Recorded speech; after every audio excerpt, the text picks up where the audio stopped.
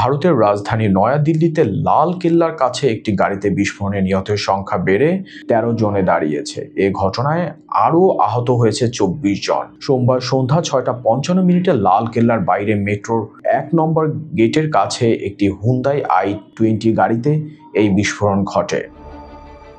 ভারতের রাজধানী নয়াদিল্লিতে লাল কেল্লার কাছে একটি গাড়িতে বিস্ফোরণে নিহতের সংখ্যা বেড়ে ১৩ জনে দাঁড়িয়েছে। এ ঘটনায় আরও আহত হয়েছেন ২৪ জন। সোমবার সন্ধ্যা ৬টা ৫৫ লাল কেল্লার বাইরে মেট্রোর ১ নম্বর গেটের কাছে একটি হুন্ডাই i20 গাড়িতে এই বিস্ফোরণ ঘটে। ঘটনার পর থেকে ভারতের শীর্ষ সন্ত্রাস তদন্ত সংস্থা, জাতীয় তদন্ত সংস্থা এবং কেন্দ্রীয় সশস্ত্র পুলিশ বাহিনী, জাতীয় নিরাপত্তা রক্ষী সহ স্থানীয় পুলিশ পুরো এলাকাটি ঘিরে রেখেছে।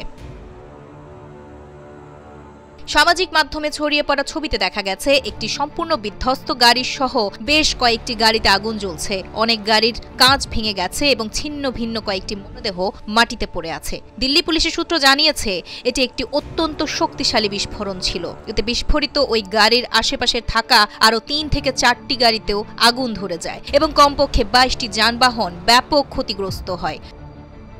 তবে কি কারণে এই বিস্ফোরণ ঘটল সে সম্পর্কে এখনো কোনো তথ্য না দিলেও সম্ভাব্য সন্ত্রাসী হামলার আশঙ্কা করছেন দিল্লি পুলিশ কর্মকর্তারা। ঘটনাস্থলে উপস্থিত দিল্লির পুলিশ কমিশনার সতীশ গোলচা বলেন, সন্ধ্যা ৬টা ৫৫ দিকে ধীর গতিতে চলা একটি গাড়ি এসে সুভাষমার্গ চকে রেড সিগন্যালে থামার সঙ্গে সঙ্গে বিস্ফোরণ ঘটে। এ ঘটনায় কয়েকজন মারা গিয়েছেন এবং কয়েকজন আহত হয়েছেন। পরিস্থিতি পর্যবেক্ষণ করা হচ্ছে, বিস্তারিত পরে জানানো হবে।